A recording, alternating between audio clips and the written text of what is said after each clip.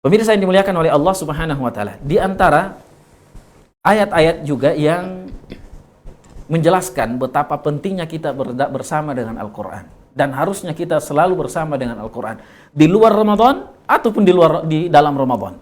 Terlebih lagi kalau memang berada di bulan suci Ramadan.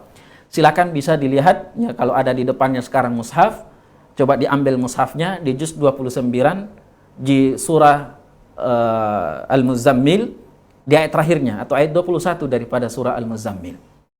Allah menyebutkan ayat yang panjang. Inna rabbaka ya'lamu annaka taqumu adna min thulutsayil laili wa nisfahu wa thulutsah. Dan seterusnya. Di pertengahan ayat itu, Allah Subhanahu wa taala menyebutkan 3 keadaan yang mana umumnya manusia mengalami keadaan itu.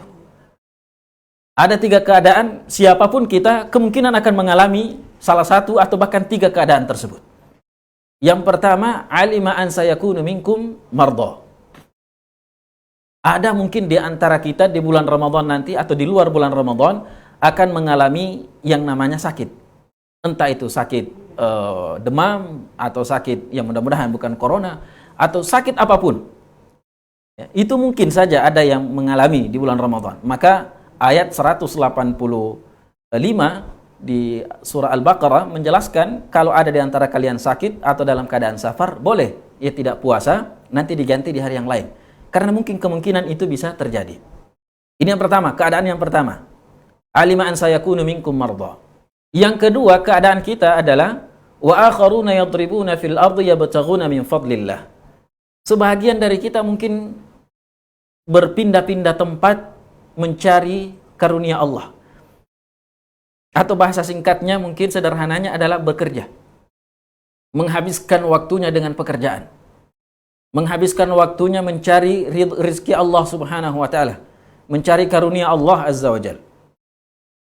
Dan yang ketiga, wa akharuna yuqatiluna fi sabilillah. Sebagian dari kita mungkin ada yang menghabiskan waktunya dengan berjuang, berjihad di jalan Allah, berjuang berdakwah di jalan Allah, mengajak manusia kepada kebaikan.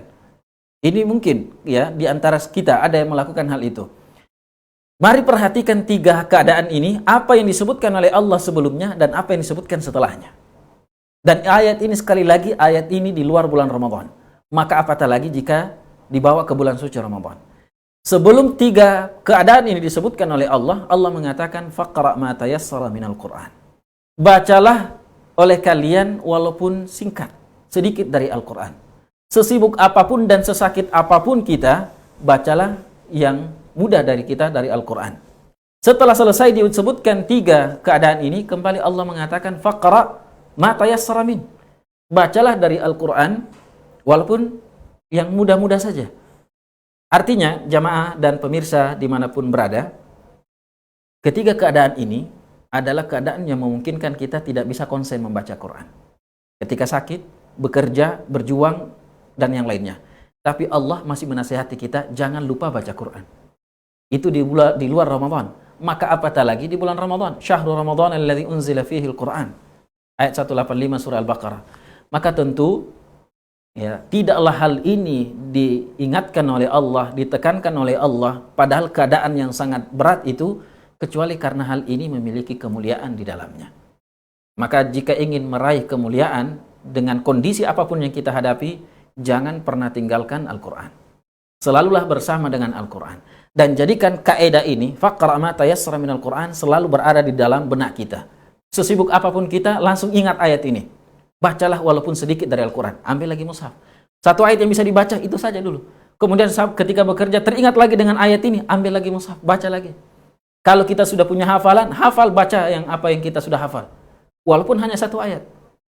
Setelah itu kita kerja lagi, menulis lagi, atau mengajar lagi, ya, atau sedang baring sakit, ya, istirahat, kemudian saat bangun, ingat lagi ayat ini, baca lagi 1 ayat dari hafalan kita, atau mushaf selalu berada di tangan kita, sehingga hari-hari kita, terutama di bulan Ramadan, selalu bersama dengan Al-Quranul Karim.